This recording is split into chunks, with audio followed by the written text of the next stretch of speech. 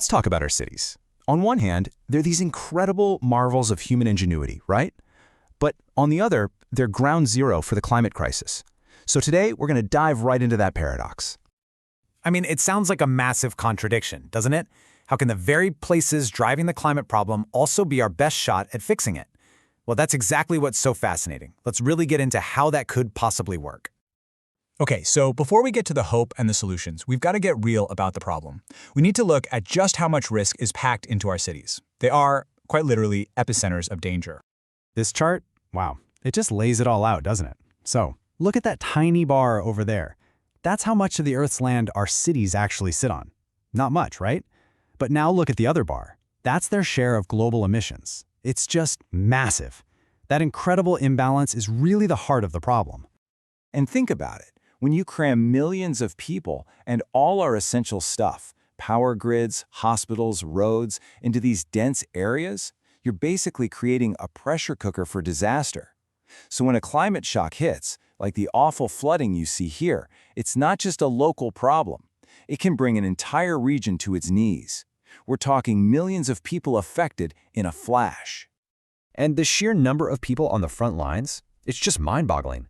Get this, 2.7 billion. That's how many people living in cities are projected to be exposed to major climate risks by 2050. This isn't some distant, abstract future. It is happening, and it's happening to a massive chunk of the human population. And here's a really critical point. This risk is not some great equalizer. It's the opposite. Climate change is like a magnifying glass for inequality.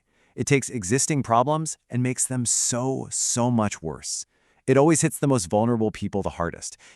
Folks in informal settlements like these, who are right in the path of danger but have the least ability to cope or recover.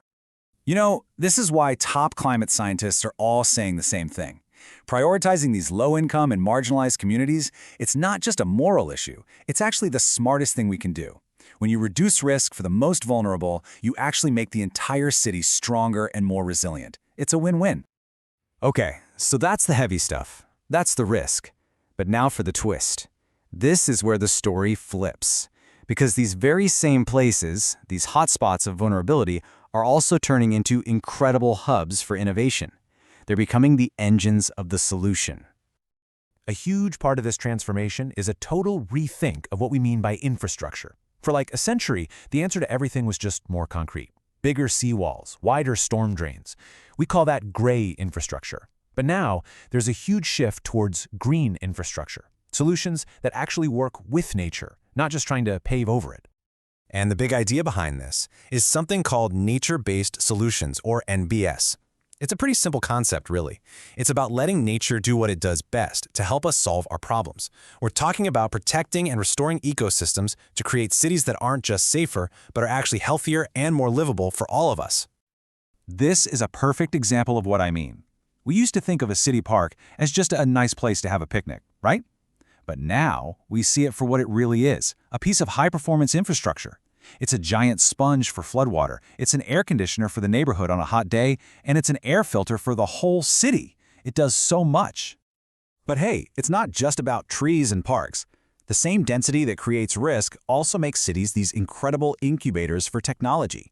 When you have so many smart people and so much activity in one place, it becomes the perfect lab for testing and scaling up game-changing ideas like smart grids or next-generation public transport.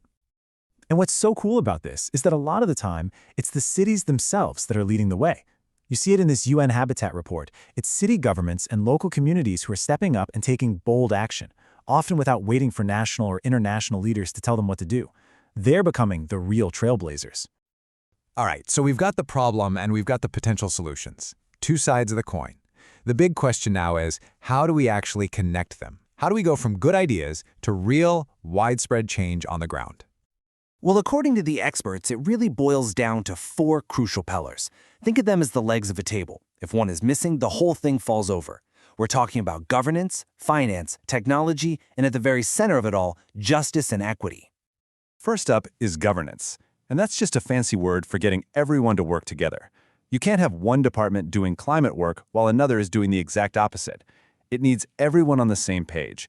Global leaders, national governments, and especially giving city leaders and local communities the power and the money to get things done. Then, of course, there's the money. And the number is, well, it's huge. $5.4 trillion a year. That's what it's going to take to build the low-carbon, resilient cities we need. But here's the thing. We have to stop thinking of it as a cost. It's an investment, probably the single biggest and most important investment opportunity of the 21st century. And that brings us to what might be the most important pillar of all, justice. It's this idea of intersectional climate justice. What does that mean?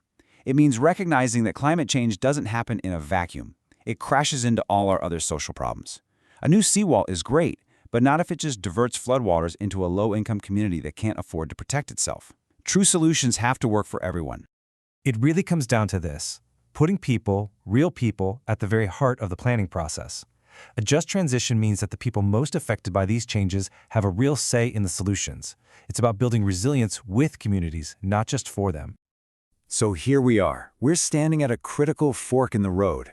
The decisions we make right now about our cities, they're not just about zoning laws or infrastructure budgets. They will literally determine what kind of world our kids and grandkids inherit. We have two very different futures ahead of us. Down one path, our cities become these unlivable climate traps.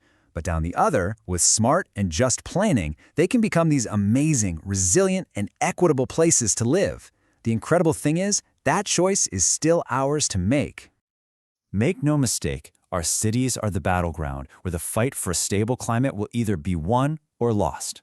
And winning is going to take everything we've got: bold leaders, brilliant new ideas, and a deep, real commitment to justice. So it all comes back to a single question for all of us. What kind of future are we willing to build?